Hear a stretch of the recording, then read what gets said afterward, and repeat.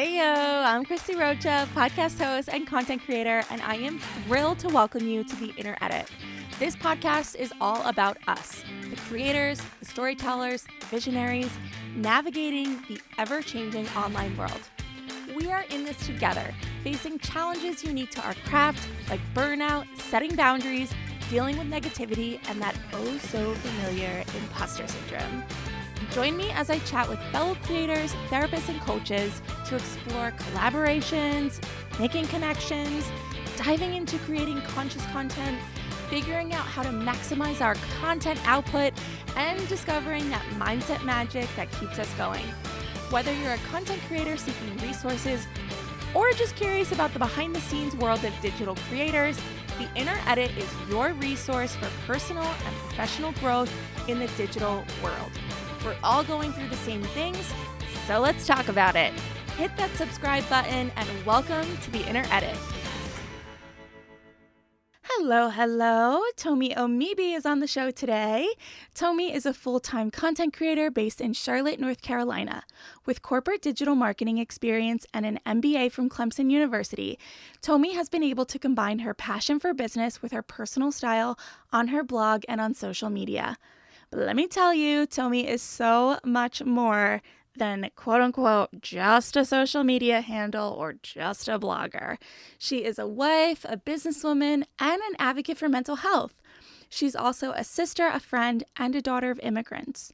As her platform has grown, Tomi continues to recognize the disproportionate number of Black female bloggers and advocates for inclusion. We talk about this today, and it's a tough conversation personally for me to have, and it's very frustrating, but I am so glad that Tomi is here to share her perspective.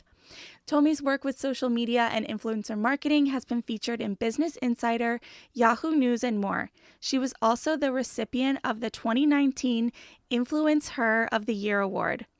What I love about Tomi and why I'm so excited about this conversation is that she doesn't shy away from taking a transparent look inside this industry. Today, we are discussing the need for intentionality if you want to monetize a blog or social media platform, as well as the responsibility that comes with it, not only from the creator, but from the brands, the consumers, and the community as a whole. So let's meet Tomi. Hey, Tomi, so nice to meet you. Thank you for being here with me today. Hi, thanks for having me. It's so fun to put a real face to these like really beautifully aesthetic looking Instagram posts Oh that I my see goodness. from you. Wow, the compliments. That's actually why I came on today was just to have them poured over me. Well, we're not done yet. I've got you for almost an hour here now, so Okay. get ready. Um, I shared with you when I pitched you not too long ago that I've only recently come across your account and your platform. First of Mhm. all, that always shocks me because I feel like I'm just on social media looking for creators all the time. And when I come across new people, I'm like, where has this person been all my life? Right. Um, but why don't you tell me just the short version or the little bit about how and why you got started with your platform? Sure. So I started blogging in 2015, and I do mean blogging people. Like back in the day, there are people on their little tippy top computers writing out things in long form. Archaic, I know. I'm still one of those people who's doing it. But I started in 2015 while I was in college because I was a pre-med major and I was like, hey, I need some type of creative outlet here because I'm going crazy setting for all this like things here towards the end of college. And I had a roommate friend who was in a PR major and she had to make a blog for her class. And I was like, anyone can just do that? Like, you don't have to be like a website coder, whatever. And she's like, Yeah. no. So I learned how to do it and I thought it was the coolest thing ever. And since then, I just started doing it for fun and sharing about my life at college and updates afterwards and as I was starting to work. And I learned that I really loved social media. And I thought that's what I want to do more from like the brand side.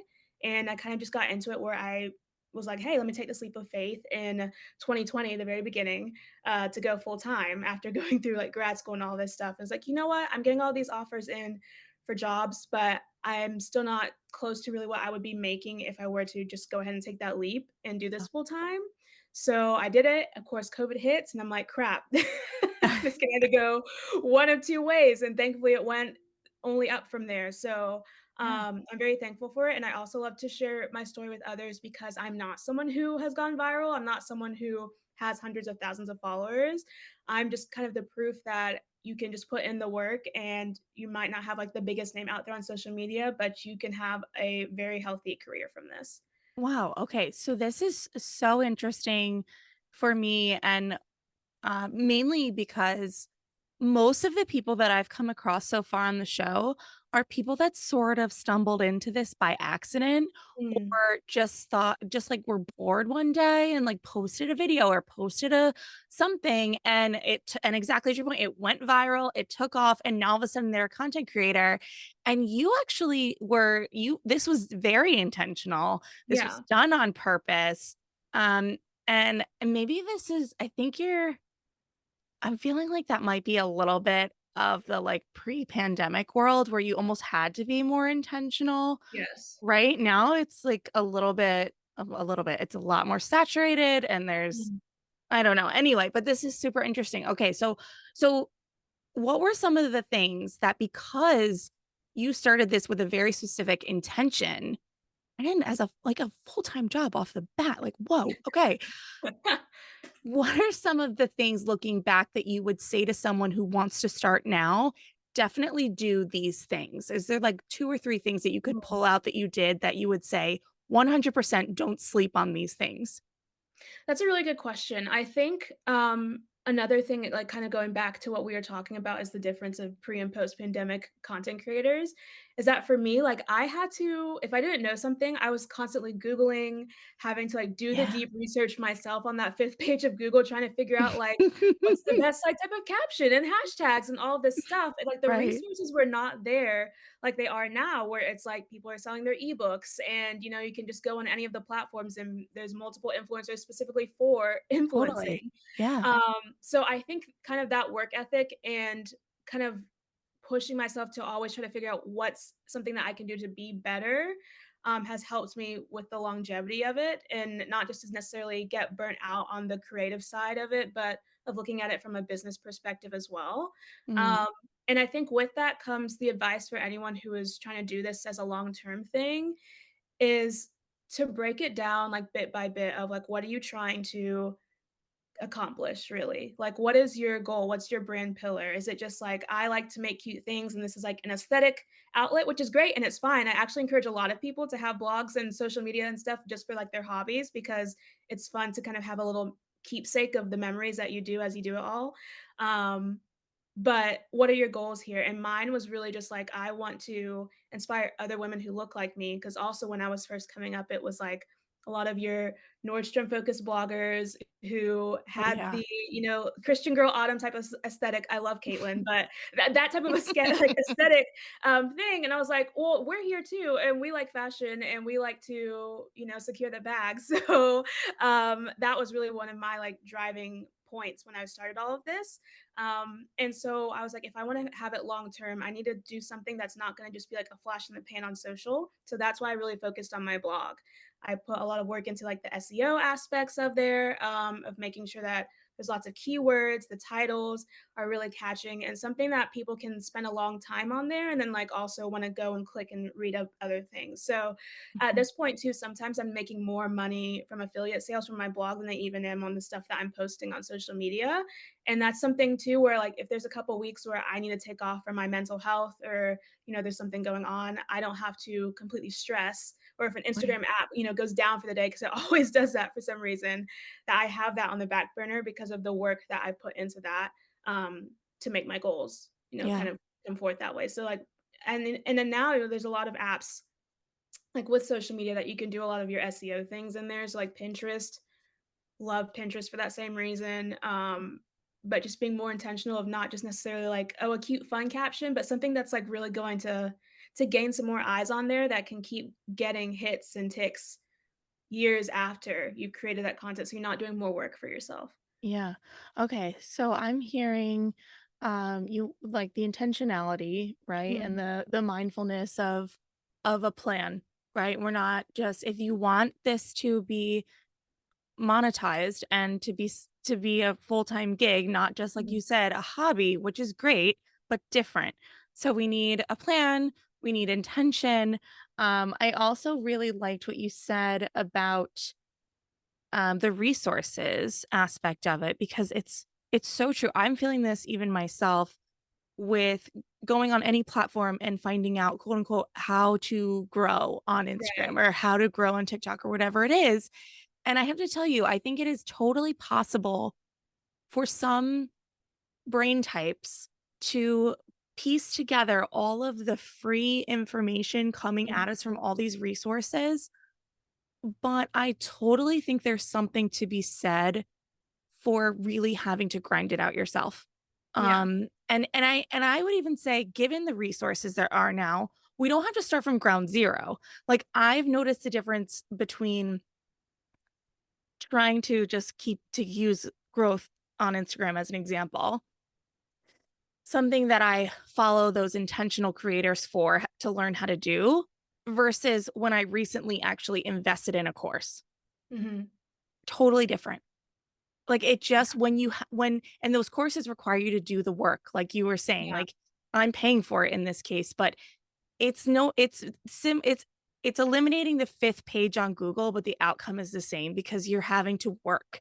You're Mhm. having to do the homework that they're giving, and it sticks with you, and you're more inclined I'll speak for myself, I'm more inclined to actually like, I don't it just gives it more context, Yeah. right? Well, do You're you not just, think like, that taking an order from someone, you're actually, like yeah, yeah, go ahead, you were gonna say something. Alright, I was just gonna say, do you think that the reason that you put forth that energy is because there's, like, the homework part, the money aspect, because 'cause you're like, "I've invested in this," or just, like, your personality as a person that you're like, "I want this, I'm going for it." Um, I think the courses give me accountability. Mm, The courses, I'm always said, and I've said it on the show, I'm not a researcher. I have always struggled with, and I think up until this point, why I haven't made it big on yeah, social is because I'm not willing to read the 5th page on Google. I'm just not. So yes, I will basically pay for someone who's already done the 5th page on Google, but the course gives me the accountability. It's I'm intentional about which courses I choose. yeah, I choose ones from people that I know, like, and trust already mhm, and know that they have like, my interests at heart, and it's like, yeah. I almost feel like I don't wanna let them down. I Definitely. you know what I mean? And I think another Yeah. tip too that I would, like, give to people is, like, with these courses and all these things that you're looking at, like, it's not a one size fits all Mm-mm. strategy, and that, like, the best Yep. ones are look for the things that more align with exactly how you're wanting to grow your business or be, and don't be discouraged if it doesn't work for you. It doesn't Okay. necessarily mean that you're wrong or, like, you're bad at what you do, it just means it didn't work for you, Totally. and that Yeah. there's another, possibility out there, and that was something that took me a really I can long time. imagine. Yeah. Yeah. Yeah, and so just, the last thing I wanted to emphasize about what you said is the blog, that's you own that. I Yeah. think that's like people say, grow your email list, have a blog. For me, it's the podcast, something that's evergreen that you own. Mhm. So if Zuckerberg changes his mind one day, you're not totally just like with nothing to Yeah. show for it. Um, I'm curious because this is something I have asked quite a few people on the show, and everyone seems to have a little bit of a different response to it. On your on your Instagram, I noticed like it says content creator, it says digital content creator. But on your website you use content creator and influencer almost interchangeably. Mhm. Do you see a difference or do you think of them as the same thing? And like I said, I get answers all over the board on this. So I'm curious your thoughts. Great question. I do believe there's a difference, Okay. but back to that old SEO is the reason that I use influencer a lot in my content. Got it. I personally would not consider myself an influencer. I'm someone who creates content for a specific purpose, whether that's like educating people, sharing my likes, dislike stuff. But even when I'm working with brands, I'm like, I'm not the seller of who's going to be throwing a bunch of affiliate links at you and getting you to sell out your stuff. That's not me. But if you want me to like walk your audience through how something works or longevity over time or why this is a good investment, then I'm your girl. And with some like really high quality content on the side with that. Yeah. Because I mean, I know who I am and I know that I get bored with stuff very easily.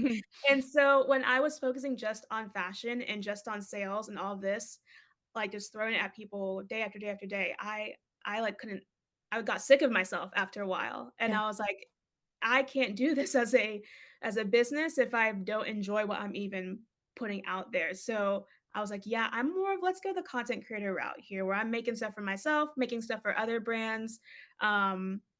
Instead, and versus trying to figure out, like, it's all on me as a person, Okay. not the work that I'm doing. Yeah, influencer definitely, um, immediately gives off, like you were saying earlier, that certain Nordstrom-y kind of vibe, whether it's Mhm. Nordstrom or Amazon now, it's like it is selling. Yeah, It gives um, that impression, but I think to anyone who doesn't do it, it's confusing. right. It's confusing the difference between influencer and content creator, and anytime I talk to someone who's not in this world about my show, they go, "Oh, so you mean like influencers?" And I'm like, "What?" Eh, like, sometimes I do, but, like, not Yeah, always, you know what I right, mean? right.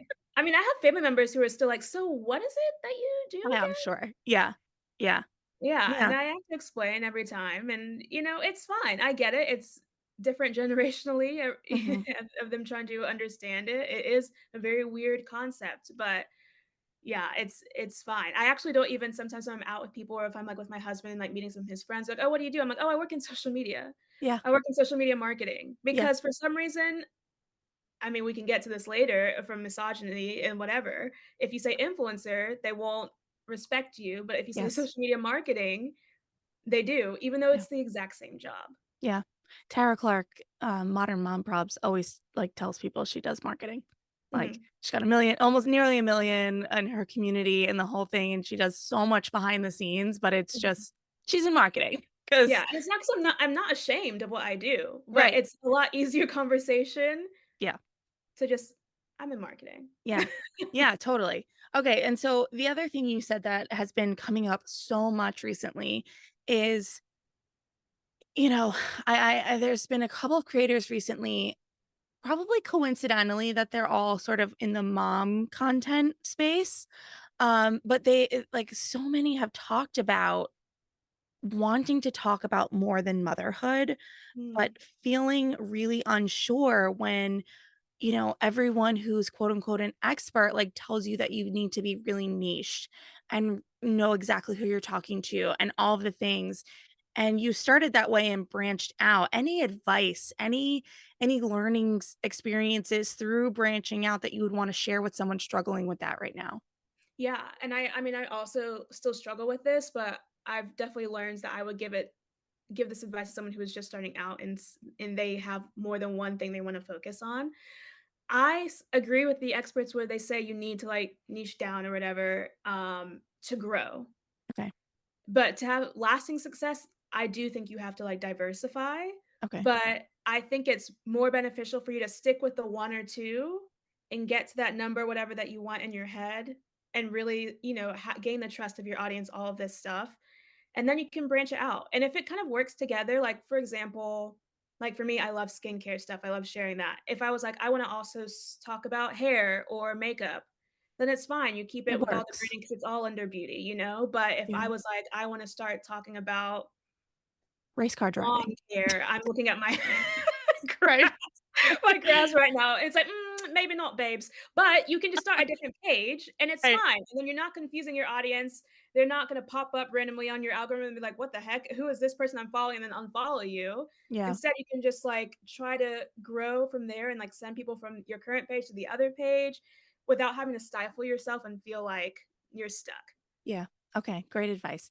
And, speaking of not confusing your followers and your audience and your community, at this point, and I'm sure I can answer it for you, but I'm curious what you have to say.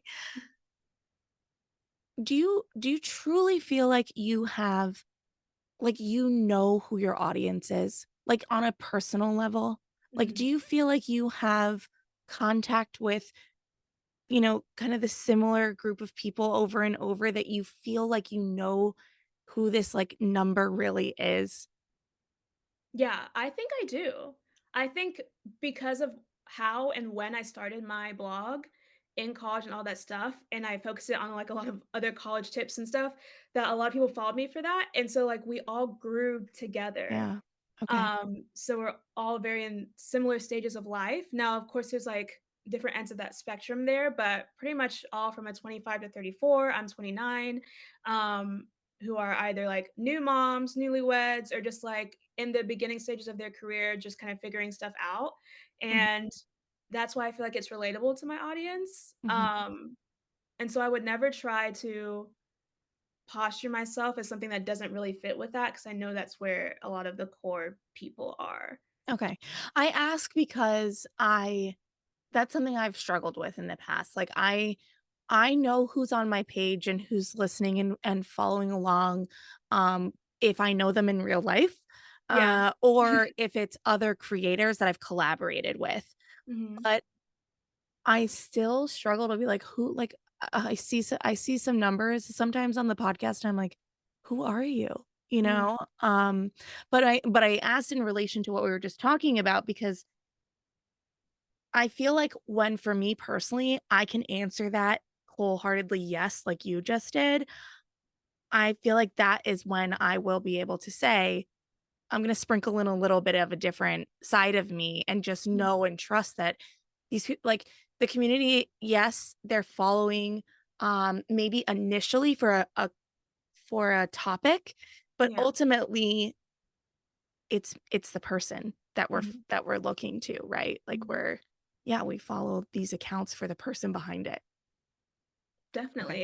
Yeah. It's such a saturated industry that that has to be what it comes down to. Because it's Yeah. like, I'm not gonna have the hubris out there of saying my stuff is infinitely better than all these other people. Like, Yeah. it's not, let's be real. But Yeah. I think I'm cool. I think I'm funny. I think I give some good tips every now and then, Yeah. some good things, a little zaz. So, yeah, I think you have to follow for the people because if not, then it's just boring. Then you can Yeah. just, again, go on Pinterest or Google and find whatever you're trying to find. Yeah. Okay.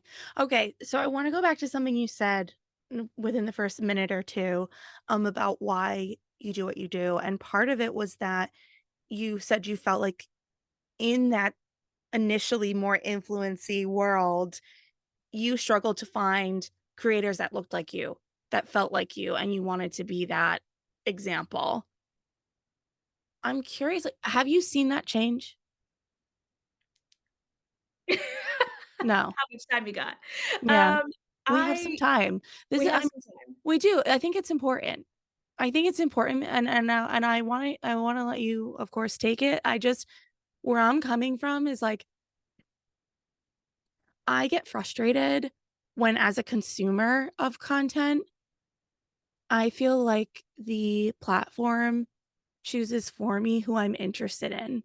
And so when I come to a page like yours that I've never seen before, I almost get, like, pissed off, and then I see all of the people that are on your page that I've never seen before either, and what I'm saying without saying, I don't like, you can, like, slap me virtually if you need to, but I'm like, "Was this person just not ever put in front of me because we have different skin color?"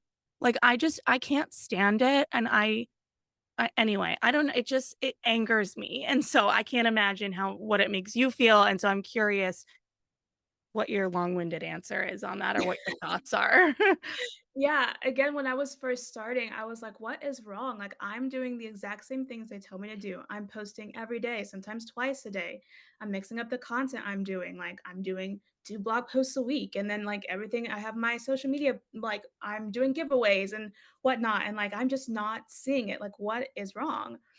And I think I was trying to compare myself to people who like, when you want to follow someone sometimes, it's sometimes because you see yourself in them, Mhm, um, and that can be from the way they look and their interests and all of that stuff, and when it is something as, superficial as fashion, um, you're gonna gravitate towards those that you find look a little bit more like you. Mhm. Um, and so I would associate myself with all of these whites, very thin bloggers, whatever, which is fine. I mean, they're even my friends, but like, it's not going to translate over for you in the way that you want, Mm. um, in that regard. But it was also something too that, like, I was having higher engagement.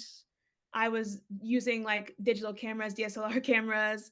It's, like, very funny for me to actually see the Canon PowerShot, like, the G7X having a moment right now on TikTok of, like, "Oh, you have to have this camera," because I'm like, "I was using this years ago." I thought we all were using this camera years ago for vlogging and stuff. Interesting. Um, and people were, like, using phones, and I was just like, "Well, what's the point in in doing this if you're not gonna value it as Right. much?" And it just became very clear to certain brands that they just did not care. They were like, "We see that your content's there, and just don't want to pay you the same or Mm. have you to have the same opportunities to come on these brand trips." And it wasn't really until, their feet were put to the flames in 2020 that they had Mhm. to kind of switch it up, which I always just blows my mind because I'm like, don't you want to make more money? I know. So if you have more diverse people, whether that's like in body type, Yep. racially, you would sell more. Right. It's wild. It's a wild concept to me, but, and it was definitely better for a time, but I was actually just talking with another friend of mine who's another Black, content creator, and we were like, I feel like we're kind of at the at the end here where they're just kind of circling back to where we were before of Mm. not really giving us our dues and having those same platform issues where, like you said, algorithm-wise, we're just not popping up as much. Yeah, it's very frustrating, and I agree with you, it doesn't make any sense to me. Money is money. Like, at the end of the day, it's money, like, I don't just don't get it. I do I have to say, I think that I'm disappointed to hear from you that you feel like it's circling back, and I'm gonna ask you this next thing, not necessarily from the point of view of you, but just as potentially all of us as creators, like, what do we do about it? Like, what, in your view, do you have any thoughts? Do you have any ideas on, like, how we start to do this? Like, is it something that I can do? Is it something that the person next to me can do? Like, what do we do? Because it's bullshit. I think it's just holding brands accountable. I think Okay. it's you have to not be afraid to ask once you get that pitch email for something, say, "Oh, if you're looking for still onboarding more people, like, I would Mm, love to send these people your way." yeah. Um, and I do that a lot, and I realized that a lot of other people were not doing that for me. I think that's, like, a lot of ways that people get in the room, same with trips and all of those things. It's just kind of seeing, like, if you think this brand can be more inclusive in ways, don't be afraid to ask them, push them, Yeah. um, and seeing what they're doing to kind of better themselves when it Yeah. comes to diversity and inclusion. Like, do our homework, right? Yeah. Like, Yeah, look definitely. look on their accounts and see. Mhm. Do we have a diverse group of people here or do we not? Like, it's pretty Right. simple. I asked the question as if it was like this big thing, but it's really pretty simple. Just do your homework. And, I was at a conference this weekend and people were asking about different vendors and different things and like how to know who to partnership and da da da. And all I kept hearing in my head was start with that person just being a good human. Mm. And it's like the same for the brands. Is this brand have a pulse on what's going on? Do they have a heart? Yeah. Are they aware of what's going on? And, yeah, okay. It's really not that complicated. And I do enjoy that from our generation that we do want more from our brands that no, you don't have to speak up, like, on everything, but it's nice to know where you stand, and it's nice to know that you aren't just a corporation, but you've got a heart behind the people working there, Yeah. working to do something better. Yeah. Okay. Okay. And sort of on this train of thought, but shifting gears a little bit, I think it was on your website. I'm not sure that it was on your social. I think it was on your website. It said, a transparent look at the industry. Why is it important to you to have transparency in what you're doing. I think there are a lot of I think this is getting better, but I still think there's a lot of gatekeeping going on. And I'm curious what the motive is for you to be transparent. Yeah, I think earlier when I was talking about it, it was probably one of the biggest things is when it's like the pay disparity. Like, if Mm, I was not having those conversations with friends that I was close to about what they're getting paid for the same campaigns, I would have had no idea. yeah. Um, And I'm also someone too, I think I've just always been this way, that I am not afraid to kind of negotiate a little bit and play with fire sometimes too much Good where, for you you. know, if Yeah. they automatically accept the rate that I have offered them, then I'm like, "It's too low." Yeah. So then I know for the next time if they reach out to go ahead and raise that number because it was too easy for them. And I think about the time and effort that it's gonna take me to create whatever it is that they're doing and find myself, like, what is valuable to me and Mhm. not sell myself short. And I think also with this industry, because are so many creators out there, we get scared to really advocate for ourselves and push for wanting something more, um, because I think people discount it of like, "Oh, I'm just taking a photo, I'm just taking a video." When you take all the time Yeah. It's a lot of out work. where you put your outfit together, you've done like a creative brief essentially of what you want this shoot to look like, and you've edited it, you've uploaded it, you've written all the captions, whatever. It's a lot of time and effort, and just because it's not brain surgery doesn't mean that you shouldn't be compensated fairly for the work that you put in. Yeah. There's a lot of jobs that aren't brain surgery Right. and get compensated, right? I think this is one of the reasons I'm doing this is because it's a job. It's a Mhm. real job. It's a real job. And even though there's not like a bar association or an employee handbook for it, it's a job. I mean, I think as societally, we're still underestimating the amount of work that creators put in. We're Mhm. also, I think I still see a lot of, oh, must be nice kind of thing. Oh, it's so lucky that you just get to take pretty photos and be on social media all day. And the flip side of that is that there's no closing time. Yeah. We don't just turn the lights off and walk out the door. Like it's on our phones. It's constant. What ways have you set up to sort of monitor that for yourself, keep yourself grounded? I talk about social media and all of this a lot as being a huge machine and how do you stay focused on your wellness and I keep wanting to say sanity, but like just, But how do you really yeah, like how do you keep yourself grounded and set up boundaries with overconsumption and all of the things? Yeah, I think my gosh, that is truly the hardest thing, and I'm definitely someone who needs to learn more about practicing what I preach. But I do put the app limits on my phone. I put, like, the downtime on there, and those are such huge helps because, like, it literally forces me to at least pause for a second and Mhm. be like, "Okay, maybe I should take a break here and step away." I also have ADHD, so, like, I literally need to have these, like, alarms and stuff to be like, "Drink water, bitch." Can I cuss on here? Yeah, yes, you can, it's fine. Okay, Yes. get up, go Yes. for a walk, do something that you're not just, like, sitting like Quasimodo hunchback over this computer all day because it gets so easy when you're, like, in the zone for something. Yeah.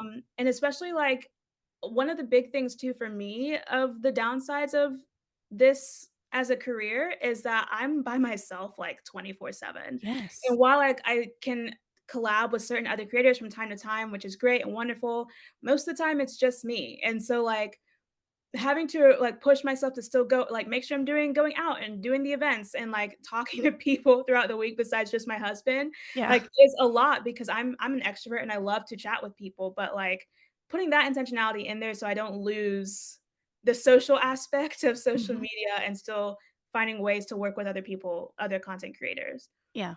I hear this a lot. It's very isolating. It can be very lonely. And the other thing that for me personally has been coming up a lot recently is that I'll have these great, great, amazing moments of connection with colleagues and community online, but it's hard to transfer those relationships into like the offline part of my life. And when like we were saying earlier, unless you're in this world, it's really hard to fully grasp. Mm. I have great friends, don't get me wrong, but it hits me differently if I were to have coffee with you as opposed to my best friend that I've had for 20 years, because you and I can talk about this and be like right in it with each other. Like, have you found ways to transfer some of those relationships into your like real offline life? And if so, how how did you do that? Yeah, I think, I would say asking for a friend, but I'm asking for me. I love it. I love the honesty.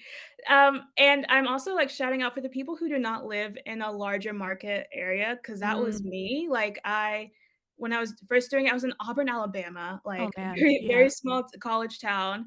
Um, I lived in New York for like a very small period, but then I was like, I'm from a very small town in Georgia, lived in smaller town, South Carolina for a little bit. So like until I got to Charlotte, I didn't really have the opportunity to connect with other creatives, and even here now, it's very hard. Like, I'm starting a my own page community thing. It's called Influence CLT, where I'm trying to, like, gather all these other content creators, social media influencers to be like, "Hey, let's have resources and, like, chat with each other so that we're Cool. not just like, 'Who are you?' when we show up at events."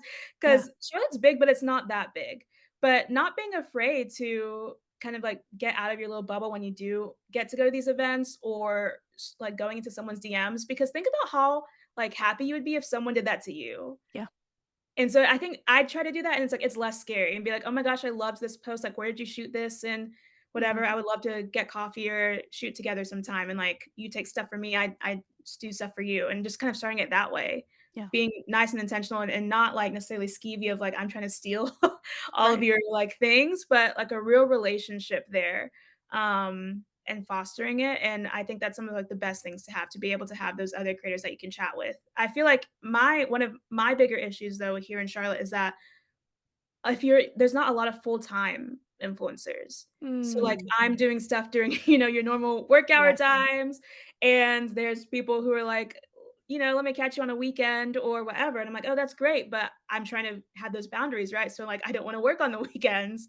I wanna 100%. use that time to, like, catch up, reset, recharge, Yeah. and so that's kind of a little bit more difficult too, but I think if you can find someone who's within that same time frame as you, wherever it's on weekends, during the week, whatever, that's your best bet, and then hold on to it.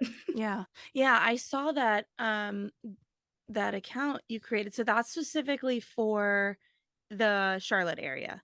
Yes, yes, it is. And I'm looking down because I just wanted to pull it up. And what is your vision with that? Like, is that meant to be, an so it's an online platform that you intend to translate into, like, in-person events? Yeah, Or, like, what do you how do you see that going? I would What's love your to vision do, for like that? Yeah, that's a great question. I would love to do like some monthly events where we're having like speakers come and chatting about like their growth with their own business or, certain people who do like merch or side businesses. Like I have a great friend, her name is Melissa. She just started, or not just started, she's had a business called Kicks and Froze. And so she has a community of women who love like the sneaker community. And Mm, she does stuff with like Nike and is like flying around to like all parts of the country, but then she also like did like a product with it where like you can clean your sneakers, but she's hmm, also an influencer herself of like just her and her own brand. So having someone like her come and chat and say like, here's how you can use what you've already been talking about and have other businesses this way. And interesting. I think it's like not until we have those conversations that you can understand the depth of of possibility that's out there for you. It does not have to just be tied to I'm here uploading a reel every day for the rest of my life. Like you've got some options here to really be creative and have fun with what you're doing with this flexibility and freedom. Um, and so yeah, just having these little like meetups, whatever. And it started with just this closet sale that we did with just like fashion influencers. And I was like, hey, let's figure out a way to to clean this stuff out. Cause I know for me, I was like, I need to get rid of this. And I feel like just dumping all these bags at a, vintage store, secondhand store is not the best use Right. resource wise. And so I figured it'd be a great way for a bunch of people to connect with each other and then also for like local followers, audience to kind of get together too. So yeah, that's my Cool. vision with that. And I am excited to hopefully see it grow and flourish. Yeah, no, that's amazing. I think that there are like I'm a part of a couple of networking type groups, I guess, but they're more online based and then occasionally we'll have that in-person thing in your area. Mm, Um but I really like the aspect of it just being really more intentionally focused on in your area yeah. and we're getting together. Like it sounds simple, but it's so impactful. Like, it just when you can surround yourself with people who get it and wanna learn and grow and support each other, it's so corny, but it's just like, there's nothing like it. I Like, it's know, there just the really most isn't. amazing thing. Yeah. There really Yeah. isn't. My biggest thing now is just trying to figure out, like, how do we do this? Of Yeah. sitting down because it's like I want conversation and stuff to happen, and I'm like, if I'm in a bar, it's, like, super loud and, Yeah. you can't really do whatever, so that's more of what's the hold up there of our next event, but Yeah. I'd love Well, to see something. this is when you see people start bringing in sponsors and like now it becomes a big thing, right? Like Mm, it's the give and take of like I just want to get together with people and then it's like, well, do I charge people? Do I pay for it myself? yeah, Like yeah, do I need a business plan for sponsors and everything? Like it's a lot. right. But I truly that's I think more so why I really love it because it's like whatever direction you take it at the end of the day, you still need someone to step up and figure it out. And that's, I think, why we don't see more of those things because it really takes one or two people to really step up and go, okay, we'll figure it out, you know? Um, when you already have a lot of fifth page of Google experience. So, Thank you, thank yeah, you, yeah. yeah. I'm Um, basically an expert. yeah. Okay. So I wanted to also talk to you a little bit about um how you feel about mm, like do you feel I'm trying to figure out how to phrase the question without answering it in how I would answer it. Do you feel some sort of way about social happenings, public events happening, and perhaps your community looking for a response from you?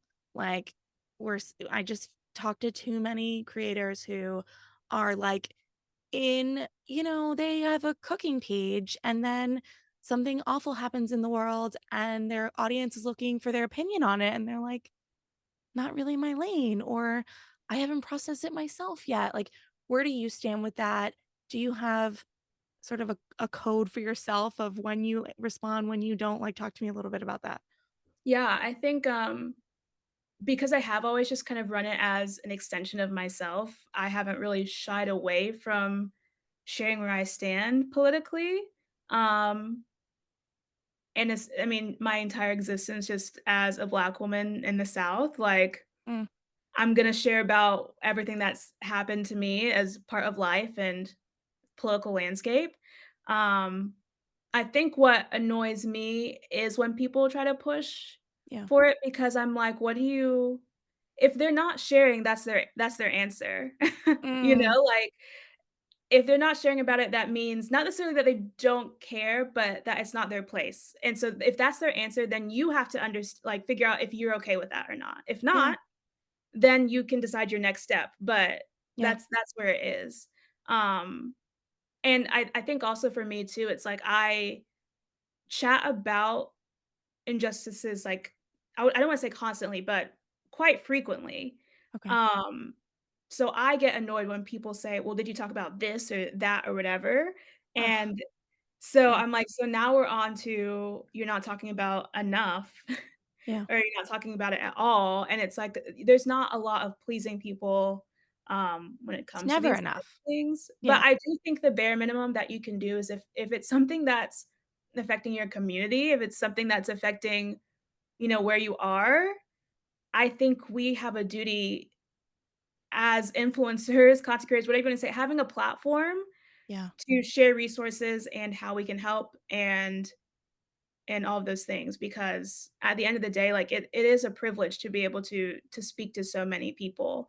And that does come with, educating yourself on topics, but it's really not that complicated. Sure, like the conflicts and things can be complicated things, but to go and read a few articles maybe a little more than a few, but, like, it will take Yeah. you 30 minutes at the most, Yeah. and then you can go from there, and then you could be a better human being for it. I don't think that's a lot to sacrifice in the grand scheme of things. Yeah, and I have to and hearing you talk about it that way, I'm like, all day, 100%. I couldn't agree more. I think I think that it's still tricky though. Yeah. Only because when I hear you talk about duty and responsibility, I see it. I get it. Like if you've got the ear and the eyes of a lot more people than the average person walking around, yeah, I am with you. And I am totally with you, especially if it's, it's a lot easier to think of it that way when you think about something that is near and dear to you or in your area or impacting your community. I think the line that I struggle with is because I'm constantly preaching that content creation is a job like any other. Mhm. And maybe I need to alter that because it's a job like any other, but we don't walk into the grocery store and ask someone at their checkout line what they think of the war. Mhm. I'm like having like a in real time processing here because I want the resources and the acknowledgement and the validation and the support and the respect for content creators that other jobs carry, Yeah. but this part is always different. It's very, very tricky because it's like, while you might not go into a grocery store and ask the person at the checkout counter, "What are your thoughts?" You might ask Walmart what their thoughts are Yeah. and where is their money going, Yep. You you would. know? You And should. because we're individuals as a business, Yeah. it's hard to disconnect them as 2 separate entities, and I think it's up to each person individually to figure out where they wanna be for that, but especially right now, it's like I don't necessarily think by not sharing anything, that means that people aren't aware, Right. um, but don't try to, I think, take that silence as, like, apathy Mhm. and figure out, what are ways that you can still be doing something to make a difference and to help. Yeah. I did also appreciate so much what you said about kind of putting some responsibility back on the consumer, right? Like there's a way to inquire without being a jerk. Mhm, There is a way to ask and speak about especially sensitive topics without in throwing insults back and forth or making assumptions is really more what it is, right? mhm. Um, but also, like you said, you don't have to stay on this page. Like if you're not liking what you see, or if the lack of seeing something is bugging you, go. Like I think that is maybe I'm getting so much personal clarity on this right now with you. Thank you. Because then what happens is you start to see these keyboard warriors where they're just so disrespectful instead of just walking away. Like and that's where I get like wiggy because I'm like there's a human being behind that handle, And so there's there is duty and responsibility as the public person, but to your point, I think there is also duty and responsibility as the person consuming. If you don't like it, walk away, you know? It's so It's a lot. It's a lot. it is. It is. There's no book. There's no Oh my rules. gosh, I'm so sorry. It's okay. Um, anyway, and actually thankfully for that, because I completely lost track of my time. No, Your that was my drink water bitch alarm, so in real time, I'm folks. gonna take a sip too. There we go. Cheers. Cheers, Yes, everyone. cheers, cheers, cheers, water. But actually, thank you because I just was like, I love that. I love when I can have clarity in real time because I've been really struggling with this given our current landscape. Mhm, Um, and I do think it's important, and I think that as the people in the spotlight, so to speak, whether it's like me with like 1,000 people or you with 30 something thousand and whoever, it's like it is something that we have an opportunity to like set a tone for. yep. Yeah. Okay. Okay. Okay. Is there anything, Tomi, that based on, the general concepts that we've talked about that you wish I would have asked you and didn't, or anything you feel sort of still lingering on your soul that you want to make sure that we touch upon today? Um, Good question. No, I don't think so. I think just for everyone out there, like, take care of yourselves, take care of your mental health, especially going into the holidays. It's always hard for people, whether that's like through loss or like remembering of old memories and stuff. Yeah. Protect your heart and your peace. And for everything, there is a season. So if you're listening to this podcast because you're trying to get tips on growth or your mental health or like bettering yourself in your business, like, just know that it will come. Yeah. Yeah. Okay. And I just want to add that the focus of my show is of course the wellness piece, but you have some great resources for creators on your site. I noticed the influencer glossary.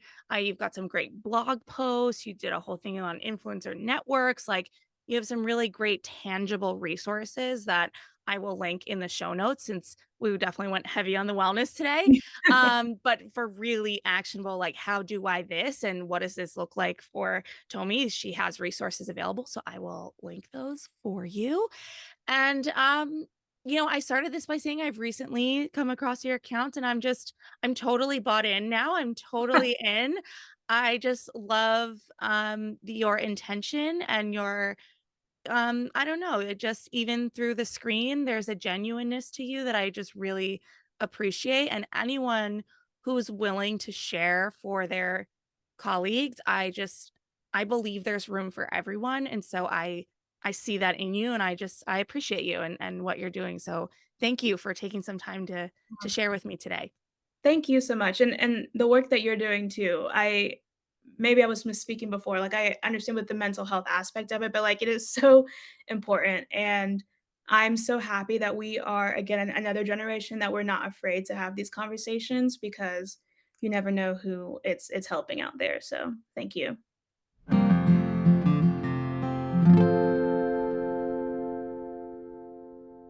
Okay, so this is the exact type of conversation that prompted the inner edit. I just love when I can talk through some of my own nonsense and the person on the other side not only gets it, but really helps me process through it. There's not a lot of people that can understand the ins and outs of this industry because you really have to be putting yourself out there to understand it. And Tomi did that. I was really able to process some of my thoughts around having a reaction or feeling about a responsibility to respond to current events, or just a feeling like I have to respond to everything. And I'm sure you've seen on my social media, this is something that I've been thinking about a lot lately. This is a job like any other in the sense that we put in hours and work and labor. It's a job like any other in that we deserve validation and respect. And while I'm still not questioning any of that, Tomi helped me understand that if we are building personal brands, then we do have to be ready to be a brand. We might not be as big of a brand as Walmart, but we're still a brand. It's tough because it's not that we aren't individuals with identities, but I think the point that Tomi makes is well taken. We are human beings behind the handles, so we need to decide what is acceptable for us and where the distinction between ourselves and our brand begins and ends. And let's remember that just because someone doesn't share doesn't mean that they are unaware or apathetic to what's going on in the world. But I do agree wholeheartedly that there is a responsibility to share resources within our communities, whatever those resources and community needs may be. Tomi is right. Having a platform to speak to others is absolutely a privilege, and we have to use it wisely. But of course, you know me, I'm going to remind consumers of the content that it's very much a two-way street. If you don't like what you see, move on. Now, Tomi made some other great points today, especially around building a successful platform. First of all, she is proof that you don't need to go mega viral or have millions and millions of followers to be successful or get paid. A couple of weeks ago, I was at Luann Live, and one of the speakers reminded us to stack the evidence in our favor. Tomi is proof. She is evidence that if you put in the work, it actually works. But it takes intentionality and a plan. It takes niching down. But she does share that you can diversify a little bit once you have the trust and the growth of your following. This is what I have to remind myself, that it's not always going to be instantaneous. It's going to take some time, and that's okay. Tomi says that it's not a one-size-fits-all strategy, and I'm sure a lot of us feel that. Research is great. Getting to that 5th page of Google and feeling like we have it all figured out is great. Courses are great, but this is going to look different for everyone. So don't get discouraged. You just have to keep going. Take a little bit of what Tomi does, take a little bit of what I do, take a little bit of what all of the other fabulous guests on this show do, and make it work for you. The last thing I just have to talk about is how much I love that Tomi is making such a big effort to connect with her community, of course, online, but more importantly, in Charlotte, where she lives, in person. I've talked about this before, but finding a way to be in person with people is such an important part of this work. It just hits different. All right, so I would love for you to go check out Tomi's blog. It's going to be linked in the show notes. She has a ton of resources on her website, specifically on the business of content creation, that I know a lot of you are going to find helpful. Tomi, thank you so much for joining me today. Thank you for listening, and I'll catch you next time. Bye. Thanks so much for listening. This podcast is a production of Luann Nigara, Inc. To learn more about me, my world, all the things going on, head over to ChristieRocha.com. Bye.